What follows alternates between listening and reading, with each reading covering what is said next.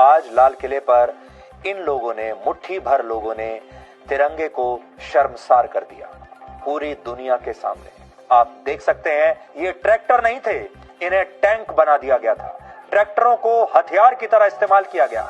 इसके बाद जब आपके बच्चे, छोटे बच्चे भी कभी ट्रैक्टर को देखेंगे दूर से भी सड़क पर, तो उनके मन में एक डर का भाव आएगा कि ये ट्रैक्टर कहीं उनके ऊपर ना चढ़ जाए। अपने कर्तव्यों को भूलकर ये सारे वो लोग हैं जो सिर्फ अधिकारों की मांग कर रहे हैं, और इनका जवाब भी भारत के नागरिक ही दे सकते हैं, यानी आप लोग ही दे सकते हैं। तिरंगे के 3 रंग, केसरिया रंग में भरी शक्ति और साहस, सफेद रंग में लिपटी शांति और सच्चाई, हरे रंग में समाई इस मिट्टी की जरखेजी, प्रगति और अच्छाई, और बीच में कर्तव्य सिखाता अशोक चक्र। यह महज एक ध्वज नहीं, जीने का तरीका है। चाहकर भी कोई इसका अपमान नहीं कर सकता।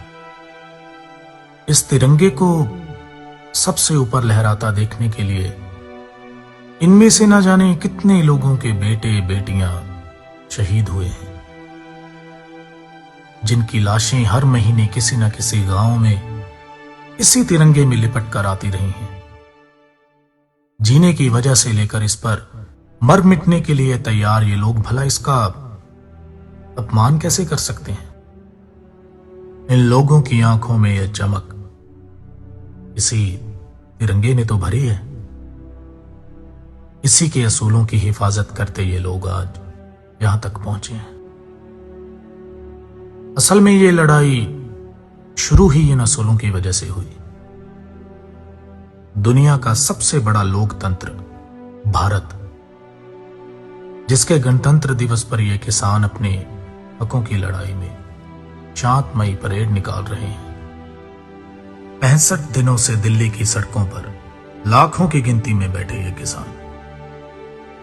इतने दिनों से ना तो कोई खराबी हुई और ना ही कोई तोड़फोड़, बल्कि आसपास के लोगों और बेजुबान जानवरों का पेट भी इन्हीं लोगों ने भरा।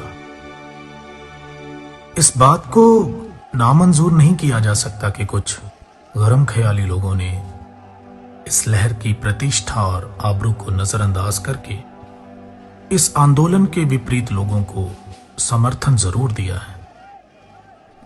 मगर सवाल तो यह है कि ये सब आज ही के दिन क्यों? क्या सरकार इस बात को जानती नहीं थी या जानबूझकर इस बात का इंतजार कर रही थी कि कुछ ऐसा हो और इस लड़ाई में बाधा डाली जा सके? और जरा सोचिए, इस सब का फायदा किसको होगा? क्या किसान खुद चाहेंगे कि लोग इस लहर से टूट जाएं? क्या वो चाहेंगे कि जो ये सरकार ढूंढ रही है वो थाली में परोस के दे दिया जाए?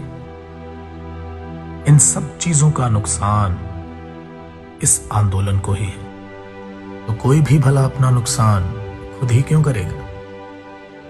इस बात को जरा सोचिए और समझिए। तकरीबन 90% किसान अपने तय किए हुए रास्ते पर ही थे, लेकिन किसी भी नेशनल मीडिया चैनल ने यह बात नहीं दिखाई, और जो कुछ बाकी 10% लोगों ने किया उसे भी बाखूबी तोड़ मरोड़ के पेश किया गया। हिंसा, दंगे, फसाद,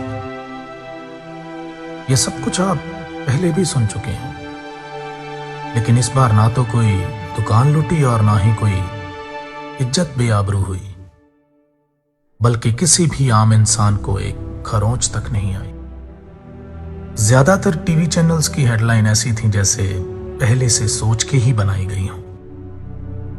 किसी ने नहीं दिखाया कि कितने शांतिपूर्ण तरीके से दिल्ली की सड़कों पे लाखों की गिनती में ये किसान बिना किसी को नुकसान पहुंचाए तिरंगे के साथ किसानी झंडे पकड़कर अपनी हकों की आवाज और बुलंद कर रहे थे। सिर्फ एक तरफा कहानी देखकर अगर कोई अंदाजा ना लगाया जाए तो बेहतर है, लेकिन इस सब के बावजूद बदला तो कुछ नहीं। ना ही इस आंदोलन का लक्ष्य, ना इन कृषि कानूनों को रद्द करने की मांग, ना ही इन सब के अंदर की आग।